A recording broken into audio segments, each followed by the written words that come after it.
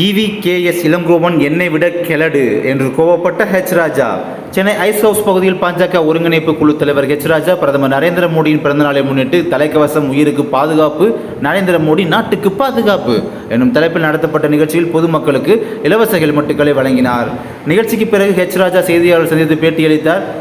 அப்போது அவர் கடந்த 17ஆம் தேதி முதல் அக்டோபர் 2ஆம் தேதி வரை சேவா பாட்நெட் பிரதமர் மோடி அவர்களின் பிறந்தநாளை முன்னிட்டு அக்டோபர் 2 மகாத்மா காந்தி பிறந்தநாள் வரை மக்கள் சேவை பணிகளில் பாரதிய ஜனதா கட்சி தங்களை ஈடுபடுத்தி கொண்டு வந்துள்ளது.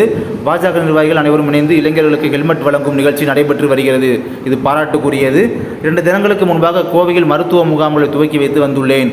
இந்த நிகழ்ச்சி எத்தனை நபர்களுக்கு ஹெல்மெட் வழங்கியது என்று இல்லாமல் ஹெல்மெட் அணிய வேண்டிய விழிப்புணர்வு குறித்து நடத்தப்பட்டுள்ளது என்று கூறினார். மேலும் அவர் கூறியதாவது, திருப்பதி லட்டு விவகாரம், அப்புறம் மதவாதம், செல்வ பெருந்தகை என்ற செல்வம் நீக்க வேண்டும், இவ்வாறு பல விஷயங்களை சுவாரஸ்யமாக பேசி வந்தார். கடைசியாக அவர் இறுதியில் பேசிய போது சோமாலிய நாடு, அந்த அமெரிக்கா சென்டர் கிலா உமர், இப்படி அமெரிக்க விஷயங்கள் பல விஷயங்களை பேசினார். பிறகு கடைசியாக இவிகேஎஸ் இளங்கோவனை பற்றியும் பேசினார்.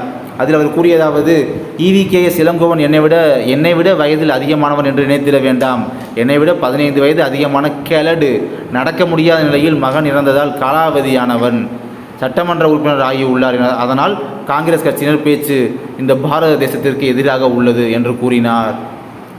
மேலும் இந்தியா சுதந்திரம் பெற்றதிலிருந்து 1970 வரை அனைத்து தேர்தல்களும் இந்த நாடு முழுவதும் அனைத்து தேர்தல்களும் ஒரே நேரத்தில் நடந்ததுதான். ஆனால் திருமதி காந்தி அவர்கள் மாநில அரசுகளை இஷ்டம் போல் டிஸ்மிஸ் பண்ணியதால் தேர்தல் வெவ்வேறு காலங்களில் நடைபெற்று வருகிறது.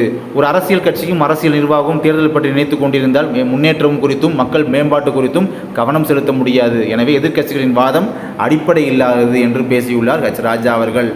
இவர் கூறியிருப்பதை பற்றி நீங்கள் அனைவரும் என்ன நினைக்கிறீர்கள் என்பதை கீழே உள்ள கருத்து கணிப்பு பட்டியலில் தெரிவிக்கவும். நாங்களும் அதை பார்த்து தெரிந்து கொள்கிறோம். நன்றி.